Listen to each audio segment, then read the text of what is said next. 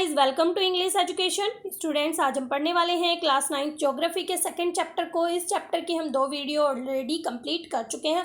अगर आपने वो सभी नहीं देखी हैं तो डिस्क्रिप्शन बॉक्स में आपको लिंक मिलेगा, वहाँ से आप उन वीडियोज़ को देख सकते हैं। तो यहाँ पर हमने जाना था कि कितने मेजर फिजिकल फीचर्स होते हैं, किस तरह से हम फिजियोग्राफी डिवीज़न कर सकते हैं।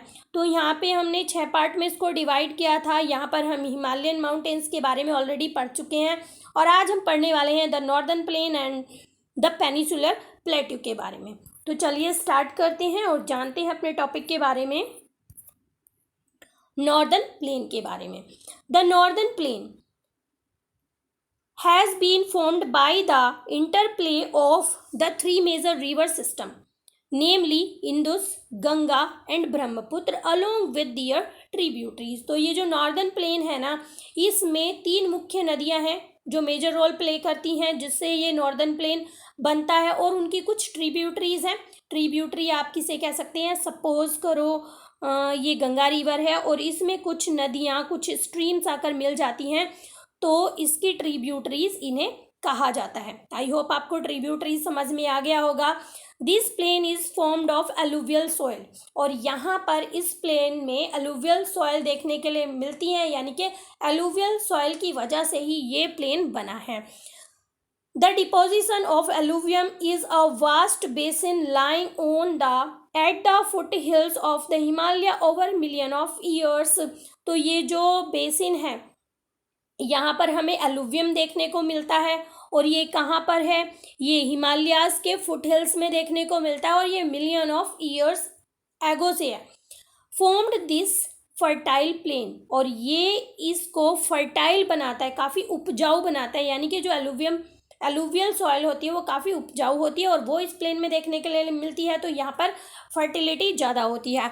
It is spread over an area of 7 lakh square kilometre. अब ये प्लेन कितने एरिया में फैला हुआ है, 7 लाख स्क्वायर किलोमीटर में फैला हुआ है। The plain being about 2400 kilometre long. अब इसकी लंबाई और चौड़ाई बताई जा रही है, ब्रॉड में कितना है ये और लेंथ में कितना है। तो 2400 किलोमीटर लंबाई है इसकी, और इसकी चौड़ाई है, कहीं पर है 240 किलोमीटर और कहीं पर है 320 kilometre. It is densely populated physiographic division. अब यहाँ पर बहुत सारी जनसंख्या रहती है। ये क्यों रहती है, पढ़ लेते हैं। This is rich with a rich soil cover combined with adequate water supply and favorable climate, it is agriculturally a very productive part of India। ये सबसे प्रोडक्टिव पार्ट है इंडिया का।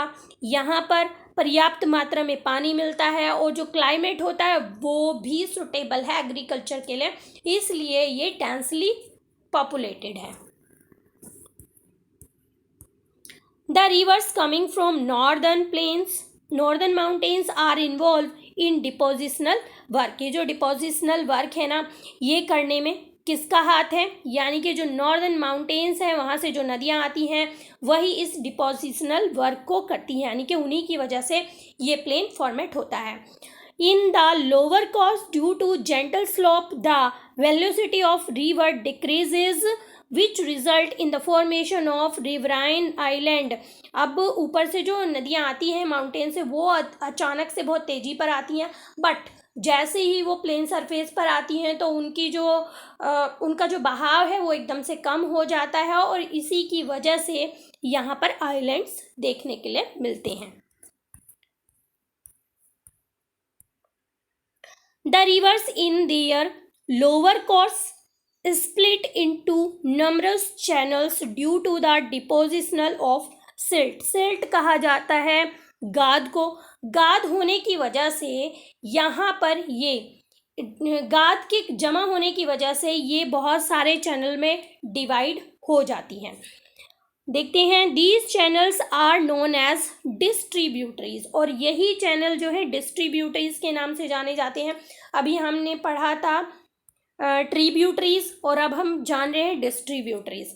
अब इसके डिफरेंस को जान लेते हैं। सपोज करो ये कोई रिवर है, मुख्य रिवर है, और इससे जो निकलने वाली नदियां हैं वो कही जाती हैं, या जो वाटर स्ट्रीम वहाँ से निकल रही हैं उन्हें कहा जाता है डिस्ट्रीब्यूटरीज, और जो इनमें आकर मिल जाती हैं उन्हें कहा जाता है ट्रिब्यूटरीज। आई होप आपको समझ में आ गया होगा। इंपॉर्टेंट वर्ड हैं, आगे भी पूछे जा सकते हैं, क्वेश्चन में भी इनकी डेफिनेशन पूछी जा सकती है।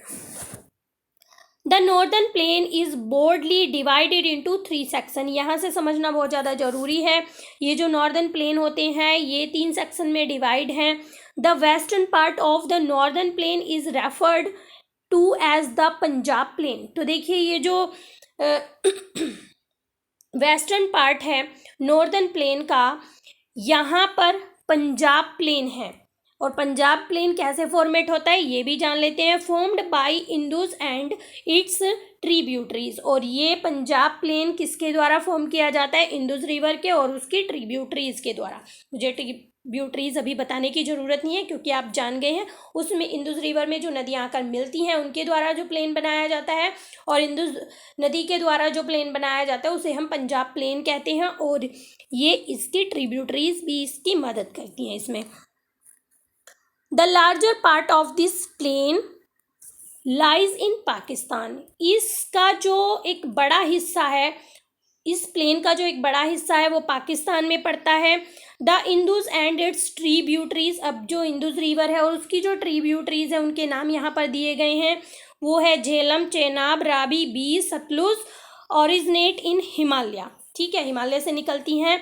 This section of the plain is dominated by doabs. तो दोआब्स क्या है? तो ये जो प्लेन्स हैं ये किससे बनते हैं, कैसे बनते हैं? दोआब से। अब दोआब क्या होता है वो समझ लेते हैं। Doab is made up of 2 words. 2 शब्दों से मिलकर बना है। डू का मीनिंग है टू और आब का मीनिंग है वाटर। तो ये दोआब है। तो आप जानते हैं कि पंजाब इस स्टेट का नाम क्यों पड़ा? क्योंकि वहाँ पर 5 नदियाँ हैं, इसलिए। अब दोआब हैं, 2 नदियों का जो प्लेन होता है उसे दोआब कहा जाता है, और पंजाब कहा गया है क्योंकि वहाँ पर जो 5 नदियाँ हैं ना उनसे मिलकर वो प्लेन बना हुआ है। आगे जानते हैं।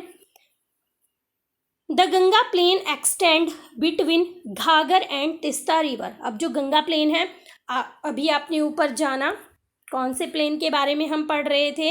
यहाँ पर हम नॉर्दर्न प्लेन के बारे में पढ़ रहे थे, और हमने पंजाब प्लेन के बारे में जाना है यहाँ पर, जिन्हें 3 अब यहाँ पर बताया। गंगा प्लेन के बारे में बताया जा रहा है जो घाघर और तिस्ता रिवर के बीच में पड़ता है। It is spread over the state northern India. ये कहाँ पर फैला हुआ है? ये नॉर्दर्न इंडिया के स्टेट्स में फैला हुआ है, जिसमें कौन कौन से स्टेट हैं? हरियाणा है, दिल्ली है, यूपी, बिहार पार्टली, यानी कि कुछ भाग झारखंड का है, और वेस्ट बंगाल का है।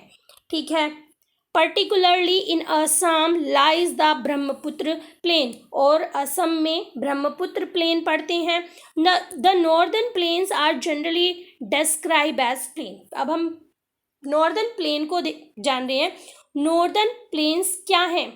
उन्हें फ्लैट लैंड कहा जाता है, जिसमें बहुत सारी वेरिएशन देखने के लिए, वेरिएशन रिलीफ देखने के लिए मिलते हैं। यानी कि ऐसा नहीं है कि बिल्कुल समतल ही है सारी भूमि, नहीं, दूसरे फीचर्स भी यहाँ पर देखने के लिए मिलते हैं।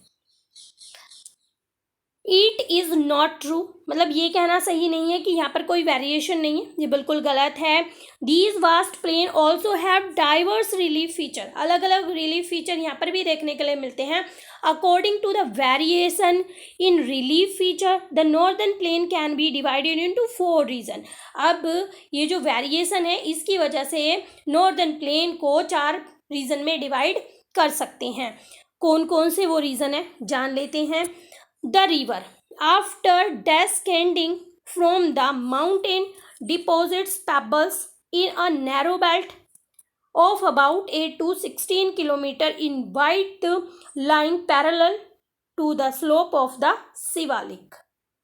तो देखिए, जब रिवर ऊपर से आती हैं बहकर तो वो अपने साथ क्या लेकर आती हैं? पेबल्स लेकर आती हैं, और वो एक नैरो बेल्ट में 8 से 16 किलोमीटर की वेट में देखने के लिए, पैरेलली स्लोप में देखने के लिए मिल जाते हैं। इट इज़ नॉन भाबर, और कि इस नाम से जाना जाता है, उसे भाबर के नाम से जाना जाता है। तो हमें यहाँ पर एक रीजन का नाम पता चला जिसे क्या कहते हैं, भाबर कहते हैं, जिसमें पेबल्स देखने के लिए मिलते हैं और बताया जा रहा है कि 8 से 16 किलोमीटर तक की चौड़ाई है उसकी। All the stream disappeared in this Bhabar belt, और ये जो भाबर बेल्ट है ना, इसमें सभी जो स्ट्रीम्स होती हैं, ऊपर से आने वाली जो नदियाँ होती हैं, वो डिसअपियर हो जाती हैं। क्या रीज़न है उनका डिसअपियर होने का? क्योंकि वहाँ पर पेबल्स होते हैं, बड़े छोटे हर तरह के कंकड़ पत्थर वहाँ पर देखने के लिए मिलते हैं, और जब उनके नीचे से पानी बहता है ना, तो वो ऊपर दिखाई नहीं देते हैं। All the streams south of this belt, इस बेल्ट के साउथ में the stream and rivers remerge and create a wet swampy and marshy region known as Terai. अब ये जो रिवर्स होती हैं दोबारा रिमर्ज होती हैं, यानी कि फिर से दिखने लगती हैं, वहाँ पर पानी दिखाई देने लगता है, वेट दिखाई देने लगता है, और इस रीजन को हम क्या कहते हैं, तेरई रीजन कहते हैं। This was thickly forested region full of wild life, तो ये जो रीजन है ये पूरा घने जंगलों से और वाइल्ड लाइफ से भरा हुआ है। The forest have been clear to create agriculture land and to settle migrant from Pakistan after partition. तो देखिए ये जो पूरे जंगल हैं इन्हें साफ़ कर दिया गया, क्यों? क्योंकि यहाँ पर एग्रीकल्चर लैंड की ज़रूरत थी। कुछ लोग जो है पार्टीशन के टाइम भारत में आए थे पाकिस्तान से, तो उन्हें सेटल करने के लिए एग्रीकल्चर के लिए उस लैंड को क्लियर कर दिया गया। Locate Dudhwa national park in this region, और दुधवा नेशनल पार्क भी इस रीजन में लोकेट है। The largest part of the northern plain is formed of older alluvium, तो ये जो लार्जेस्ट पार्ट है ना नॉर्दर्न प्लेन का, ये किससे बना है? ओल्ड एलुवियम से बना हुआ है। They lie above the flood plains of the river and present a terrace like features, और किस तरह की फीचर दिखाई देती है वहाँ पर? ये कहाँ पर पड़ते हैं? जो फ्लड प्लेन है उसके ऊपर पड़ते हैं, और यहाँ पर टेरेस की तरह से फीचर देखने के लिए मिलती हैं। This part is known as Bhangar, और इस रीजन को भांगर के नाम से जाना जाता है। आगे देखते हैं। The soil in this region contain calcareous deposition locally known as kankar, तो यहाँ पर इस रीजन में कंकर देखने के लिए मिलती हैं। The newer younger deposits of the flood plain are called khadar, तो ये जो डिपोजिशन हुआ है ये यंगर है, न्यूअर है, और इसलिए इसे क्या कहा जाता है? खादर कहा जाता है। They are renewed almost every year and so are fertile thus ideal for intensive agriculture. अब ये मतलब रिन्यूड होते हैं, हर साल बनते हैं, तो इसलिए क्या होते हैं? बहुत फर्टाइल होते हैं, और यहाँ पर बहुत ज़्यादा एग्रीकल्चर की जाती है, क्योंकि ये फर्टाइल होते हैं, हर साल रिन्यू होते हैं, इसलिए ये एग्रीकल्चर के लिए काफ़ी सुटेबल है। अब हम पढ़ेंगे पेनिसुलर प्लेट्यू के बारे में। The peninsular plateau is a table land composed of the old crystalline igneous and metamorphic rock, तो ये जो पेनिसुलर प्लेट्यू है इसकी स्ट्रक्चर क्या है? टेबल की तरह है, इसलिए इसे टेबल लैंड कहा जा रहा है, और यहाँ पर ओल्ड क्रिस्टलाइन इग्नीशियस और मेटामॉर्फिक रॉक होती है। इट वाज फॉर्म, तो सबसे पहले टेबल लैंड देख लेते हैं। सपोज करो ये लैंड है, तो इस तरह से उठा हुआ जो हिस्सा होता है उसे हम पेनिसुलर प्लेट्यू कहते हैं, और इसे टेबल लैंड कहा जा रहा है। तो it was form due to the breaking and drifting of the Gondwana land, तो हमने गोंडवाना लैंड के बारे में पढ़ा था कि किस तरह से वो ब्रेक हुआ, ड्रिफ्ट हुआ, और कहाँ पर जाकर ऐड हुआ। एंड दस making it a part of oldest land मास, और इस तरह से ये क्या है? ओल्डेस्ट लैंड मास है।